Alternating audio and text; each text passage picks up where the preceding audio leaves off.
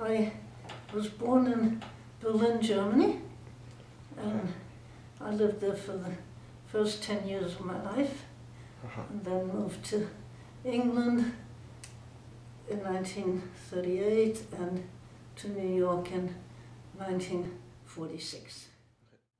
My parents were divorced when I was very little, and so most of my memory is from living in group homes. They didn't have childcare in those days, and so I usually lived in somebody's apartment who took in several children.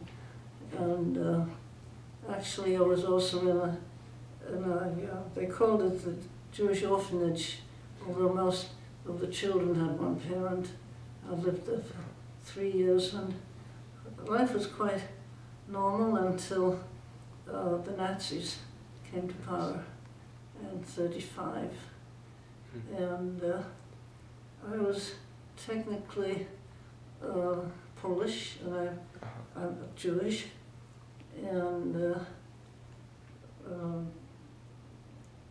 but being Jewish in Berlin in those days, and the rest of Germany, I'm sure, we were subject to a lot of restrictions. But I remember the teenage daughters of the house mother where I was living, they one day showed up in the uniform of the what's called Bund Deutsche Mädchen, which was the girls' Hitler Youth. And they wore white shirts and black ties and a sash and with swastikas, and the attitude of the house mother then was to get rid of me because I wasn't acceptable there anymore because I was Jewish. And so my mother put me somewhere else, and this particular house mother, my mother and I were walking down a main street in Berlin one day, and she walked right across towards us. She just happened to be going in that direction, and she refused to recognize us. She just didn't say hello, she didn't smile, she just pretended that we weren't there. And no doubt because we were Jewish, and she didn't want to have anything to do with Jews, which is really unbelievable. And I'd just, been living in her home. Of course, we didn't like it. We had a lot of restrictions. We weren't allowed to go to the movies or anything like that. Incidentally, I was before I left, my mother was doing everything she could to make things nice for me, and she sent me to, she got me a ticket for the circus. And the ticket window, when I got there, I said no Jews.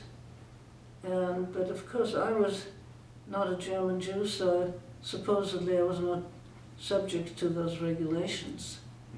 So I did go into the circus, but my ticket was for up in the bleachers, and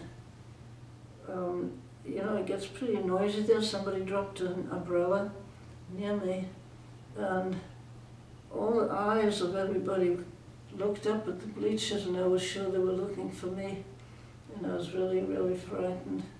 And that's all I remember of the circus. And similarly, I had braces on my teeth and had to go for treatment on the street. Jews were not allowed to walk on any longer, but I was supposedly exempt from that. But my mother or grandmother, nobody could take me because they were all German.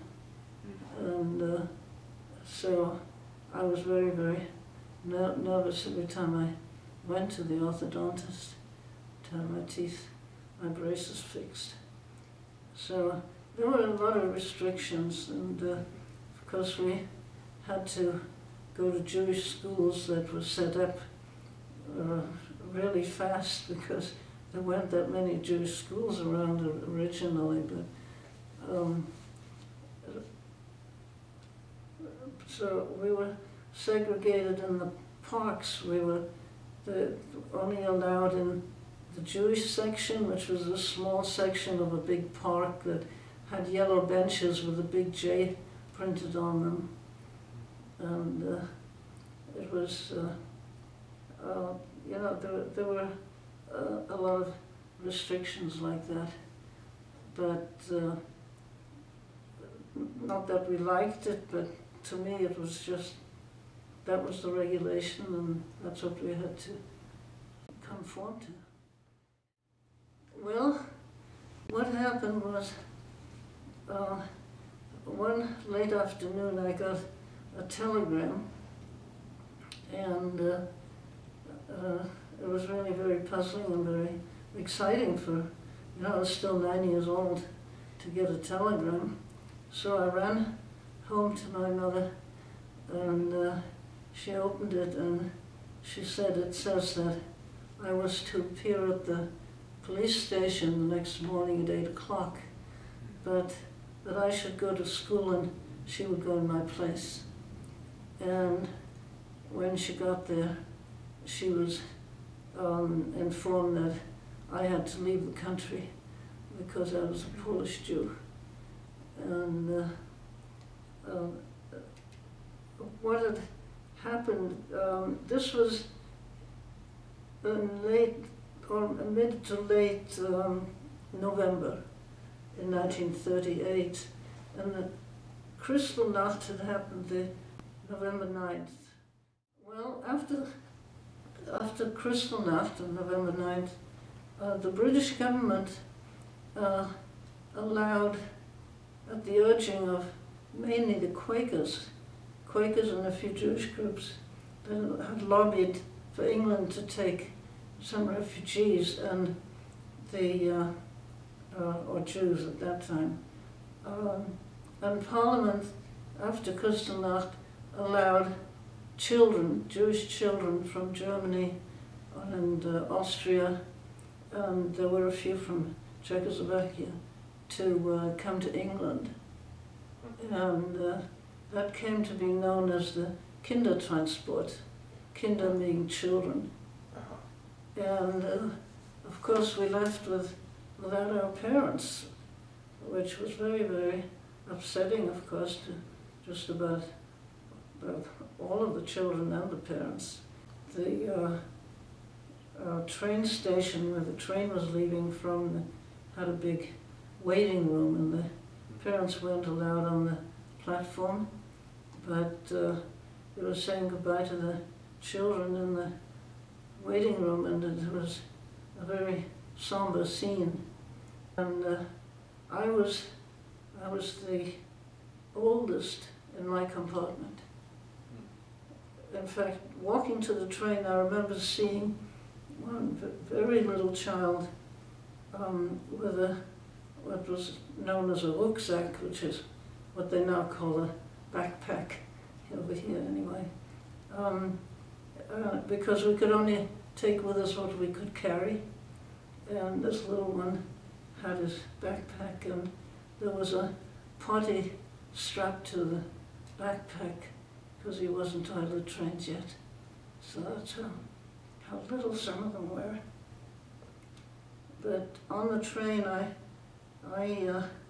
sort of took on the role of mother because I was the oldest, and comforted the children as best I could, and took out my recorder and played songs and insisted that they sing along, and they did cheer up somewhat. Because when I was in England, I was extremely lonely. I had absolutely nobody I could talk to. Of course, at first, I didn't know a word of English, and my foster parents didn't know German, and nobody at school knew German, and I went to school.